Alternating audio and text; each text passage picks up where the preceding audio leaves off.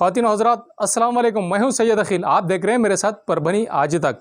मजदूरी करके जो लोग बेहाल है, जो लोग परेशान हाल है, जो लोग पैदल आ रहे हैं, अपने घरों पर आ रहे हैं, ऐसी सिचुएशन में यहाँ के लोग किस तरह से मदद कर रहे हैं, एक रिपोर्ट बनाई है हमने परभनी आज तक के लिए। आप देखिए आबा शिंदे की ये रिपोर्ट। नमस्ते, मैं आबा शिंदे और आप देख रहे हो परभनी आज तक। परभनी आज तक में आप सबका स्वागत है। फिर एक बार मैं मुखातिब हो रहा हूँ खासतौर पर परभनी वासियों के लिए। परभनी बहुत दिन तक ग्रीन जोन में रहा, फिर ऑरेंज जोन में आया, फिर वापस ग्रीन जोन में गया और ग्रीन जोन से फिर ऑरेंज जोन और ऑरेंज जोन से अब रेड जोन में आ गया। मैंने पिछले वीडियो में भी आपसे कहा था कि ये तो होने वाला है, ये जोन चेंज होते रहने वाले हैं। कोरोना के पेशेंट्स कम ज़्यादा संख्या उनकी होने वाली है, लेकिन इससे डरने की कोई बात नहीं। हाँ, डर किसी हद तक ठीक है, लेकिन हमने पैनिक नहीं होना है। और अब और तो और अभी महाराष्ट्र में 6 डिस्ट्रिक्ट में एंटीबॉडीज़ की टेस्ट शुरू हो रही है। इन 6 डिस्ट्रिक्ट में परभनी को भी शामिल किया गया है। अब जैसे एंटीबॉडीज़ की टेस्ट होना चालू हो जाएंगे तो परभनी में और भी संख्या बढ़ेगी। अब एंटीबॉडीज़ क्या है, तो अगर किसी को कोरोना का इन्फेक्शन होता है, कोरोना वायरस उसके बॉडी में जाता है, तो हमारा शरीर, हमारी बॉडी उसके साथ लड़ने के लिए कुछ एंटीबॉडीज़ तैयार करती है। अब जब एंटीबॉडीज़ का टेस्टिंग चालू होगा, जिसके ब्लड में एंटीबॉडीज़ निकलेंगे या उसका टेस्ट पॉजिटिव आएगा, इसका मतलब यह है कि उसको कोरोना हुआ था और वो दुरुस्त हो गया, लेकिन उसके कोई लक्षण भी नहीं दिखे। यही तो है हम जो कह रहे थे कि असिम्टोमेटिक कोरोना पेशेंट। तो ऐसे पेशेंट सब डिटेक्ट होना चालू हो जाएंगे और फिर जब उसको कोरोना का इन्फेक्शन हुआ था उस वक्त में वो किसके किसके संपर्क में आया, उन सब की जांच करनी होगी। इस तरह से परभनी में अब संख्या बढ़ेगी। तो हमने अपनी मेंटेलिटी बनवा लेना है, अपने आप को तैयार करना है कि कोरोना की संख्या, कोरोना पेशेंट की संख्या हमारे परभनी में बढ़ने वाली है। अब जो लोग बाहर से आ रहे हैं उनके लिए उनको कोस रहे हैं बहुत सारे लोग कि इन लोगों ने किया, प्रशासन इनकी ओर ध्यान नहीं दे रहा है, बॉर्डर ठीक से सील नहीं हो रही है।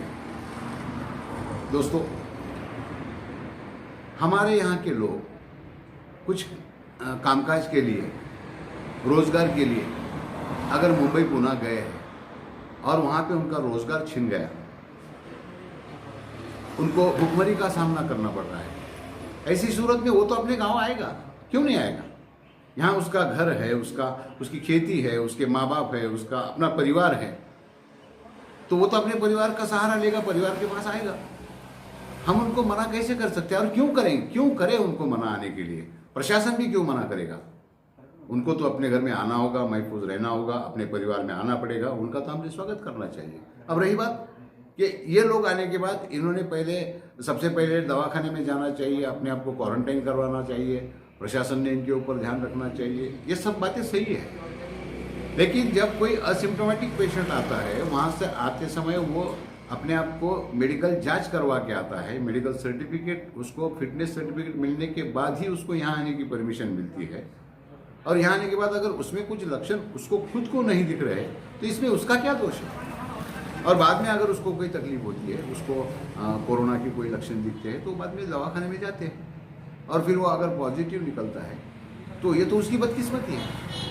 इसमें प्रशासन कहाँ दोषी है? इसमें वो पेशेंट कहाँ दोषी है? और उसको अगर कोई तकलीफ नहीं है, उसको कुछ लक्षण नहीं दिख रहे हैं, तो वो दवाखाने गया भी, उसका टेस्टिंग भी हुआ, तो उसमें कोई लक्षण नहीं दिख रहे तो उसको होम क्वारंटाइन का स्टैंप भी नहीं लगवाया जाता है। और सबसे पहली बात तो यह है कि अभी तो WHO ने भी डिक्लेयर कर दिया और हमारी गवर्नमेंट ने भी डिक्लेयर कर दिया कि कोरोना जाने वाला नहीं है।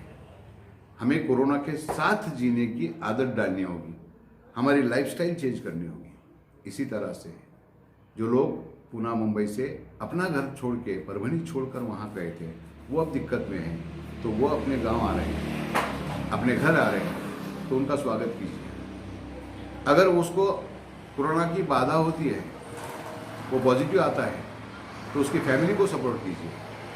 और रही बात दूसरी है कि प्रशासन को दोष देना बिल्कुल सरासर गलत बात है। प्रशासन अपनी जगह पे पूरी तरह से काम कर रहा है। प्रशासन को भी हमने जो तो साथ देना जरूरी है।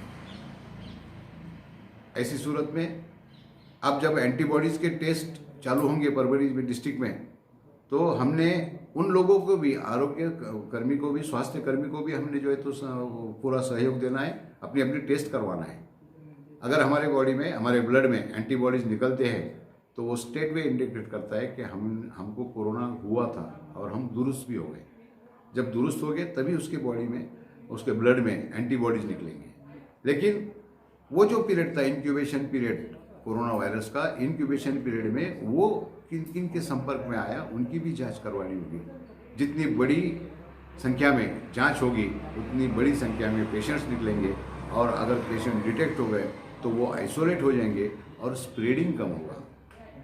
अभी औरंगाबाद में 1200 के ऊपर पेशेंट चले गए, लेकिन यहाँ के लोग पैनिक नहीं हुए। हाँ, डरे जरूर हैं, लेकिन सिर्फ डर के कुछ नहीं होने वाला है।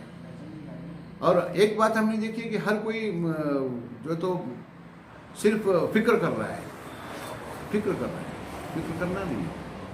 अपने आप को परहेज जो है तो उसका इस्तेमाल करना है, परहेज रखना है।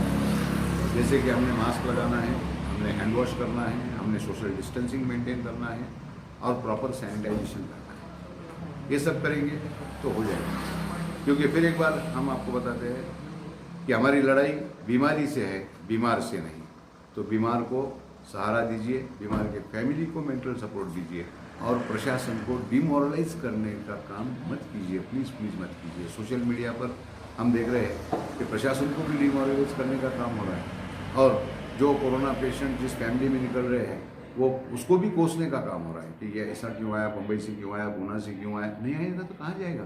अपने घर आएगा वो, वहाँ उसका घर बार है, परिवार है। तो फिर एक बार मैं रिक्वेस्ट करना चाहूँगा कि अपने आप को कोरोना के साथ जीने की आदत डलवा लीजिए। हमारी लाइफस्टाइल हमने चेंज करनी है। अब ये मास्क सिर्फ ये कोरोना का जब लॉकडाउन चालू है उस हद तक नहीं सीमित रखना है। ये आपको लाइफस्टाइल बनना है। लाइफ लॉन्ग हमको मास्क पहन के ही चलना है, सैनिटाइजेशन करते रहना है और सोशल डिस्टेंसिंग मेंटेन करना है। आप देखते रहिए मेरे साथ परभनी आज तक। आप मेरे चैनल को सब्सक्राइब करें, लाइक करें, शेयर करें और कमेंट ज़रूर करें। तो मुझे दीजिए इजाज़त। अल्लाह हाफिज़। परभणी आज तक आप हमारे YouTube चैनल को लाइक करें, कमेंट करें, शेयर करें और सब्सक्राइब तो जरूर करें। आपकी आवाज परभणी आज तक। आप हमें Facebook पर भी फॉलो कर सकते हैं। सैयद अकील।